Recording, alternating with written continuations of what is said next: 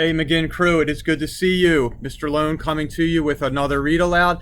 I decided today let's do something a little goofy, a little out there. So I love this one series that is in our picture book section called the Black Lagoon books, and the one I'm going to read today is the school nurse from the Black Lagoon.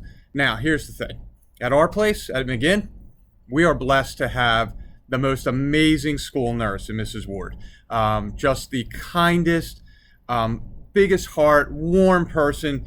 And I don't think this book is really going to match up with who we know as our school nurse. But that doesn't mean that we can't have a few laughs here as we get to the end of this read aloud. All right, here we go with the school nurse from the Black Lagoon.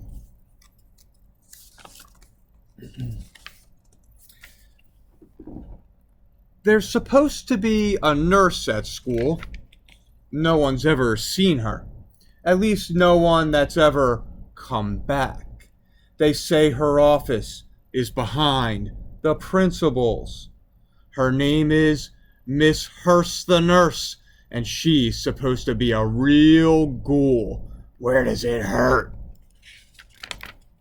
All around her office are supposed to be dripping color pictures and see-through statues of body parts. Eyeballs on rubber bands, heads filled with brains, and bodies stuffed with everything else. She's also supposed to have a skeleton hanging in the corner. They say it's a kid who went there with a stomach ache. She cured it. She never leaves her office. She must eat her lunch there. They say she is always ready for an emergency. Once a kid got cut in half using the paper cutter. Go home. Thanks. They say Miss Hurst gave him a Band-Aid and sent him home. Another kid got run over by a cart and was flattened. He's now the rug in her office. You don't go there unless you're really sick, and she knows if you're faking. She has a thermometer the size of a flagpole. It can read the temperature in your toenails. She has a tongue depressor as big as a surfboard, so you should only go there with major afflictions. And then there are the tests. She measures your height against a wall chart. If you're too short, she stretches you until you reach the line. Then you have the eye chart. If you can't see the big E, she uses your eyeballs for billiard balls. After that, there's the hearing test.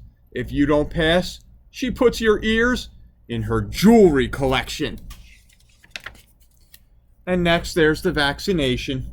Her needle's so long, she can vaccinate 6 kids at once. Sort of like a shish kebab. And there's always the ice. If you fall down, she puts you in her freezer.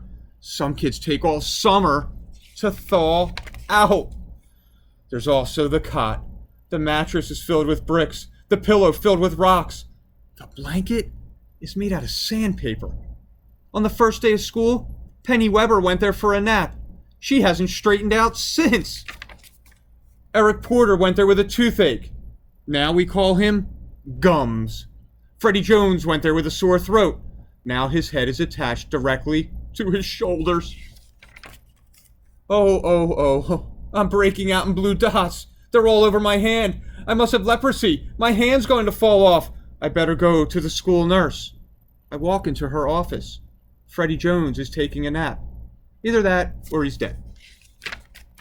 Miss Hurst is sitting at her desk. She looks pretty normal. Hello. I show her my hand. She wets a paper towel and gently rubs. The blue dots disappear. How's that? She asks to see my pen. I take it out of my pocket. She shows me that it's leaking. She smiles and gives me a new one. She's a miracle worker. I'm cured. She pats me on the head and tells me to visit any time. I go back to class and I write her a thank you letter with my new pen. So it's nice to see that school, the nurse really worked out, and we are so lucky to have an amazing nurse in Mrs. Ward here, who just takes care of things for this school and just does an amazing job.